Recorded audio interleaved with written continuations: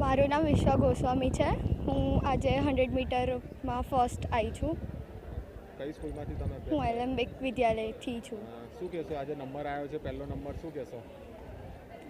એટલે first position આવ્યો છે અને આગળ પણ હું હજુ રમીશ. ડિસ્ટ્રિક્ટ લેવલ પર હું સિલેક્ટ થઈ છું.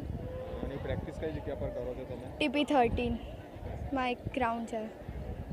શું કહેશો આમાં મમ્મી પપ્પાને શું કેટલો સાથ સહકાર મળે છે? હા, મમ્મી પપ્પા બંને અને આખી ફેમિલી મને બહુ સપોર્ટ કરે છે અને પપ્પા સૌથી વધારે સપોર્ટ કરે છે. બીજા બાળકોને શું મેસેજ આપશો સ્પર્ધા વિશે? કે સ્પોર્ટ્સમાં પણ આગળ સ્કોપ છે, તો આગળ વધવું હોય તો. શું નામ તમારું? વિશ્વા ગોસ્વામી.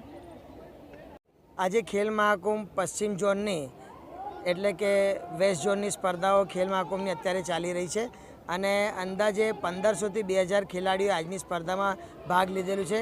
ઘણી મોટી સંખ્યામાં બાળકો આવ્યા છે એટલે જોઈને એવું ચોક્કસપણે લાગે છે કે આવનારા દિવસોમાં ગુજરાતમાંથી સારા ખેલાડીઓ તૈયાર થઈને રાષ્ટ્ર કક્ષાએ અને આંતરરાષ્ટ્રીય કક્ષાએ ઇન્ડિયાનું નામ ઊંચું કરશે અને ઇન્ટરનેશનલ મેડલિસ્ટ બનશે એવા પૂરા ચાન્સીસ છે. કોણ કોણ ઉપસ્થિત હતું ને વિજેતાને શું પુરસ્કાર આપવામાં આવશે? અત્યારે આ ઝોન કક્ષાની સ્પર્ધાઓ ચાલી રહી છે અને ઝોન કક્ષામાંથી પ્રથમ અને બીજા સ્થાનના જે ખેલાડી છે એ જિલ્લા કક્ષા માટે ક્વોલિફાય થશે અને એક જિલ્લા કક્ષાની સ્પર્ધા 3 અને 4 તારીખે યોજવામાં આવશે.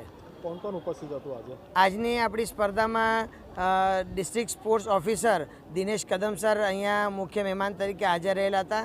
સાથે સાથે વિસ્મય વ્યાસ જે આપણા સ્પોર્ટ્સ ઓથોરિટી ઓફ ગુજરાતના હેડ છે અહીંયા વડોદરાના, એ પણ અહીંયા ઉપસ્થિત રહેલા હતા અને સાથે સાથે SAGના એથ્લેટિક કોચ અને આપણે ઇન્ડિયાની અંદર જે ઓફિશિયેટિંગ કરે છે એવા ટેકનિકલ ઓફિશિયલ અહીંયા સ્પર્ધા કરવા માટે ઉપસ્થિત રહેલા છે. શું નામ આપણું હતું? મારું નામ સાજિદ મંસૂરી છે અને હું એથ્લેટિક કન્વીનર છું.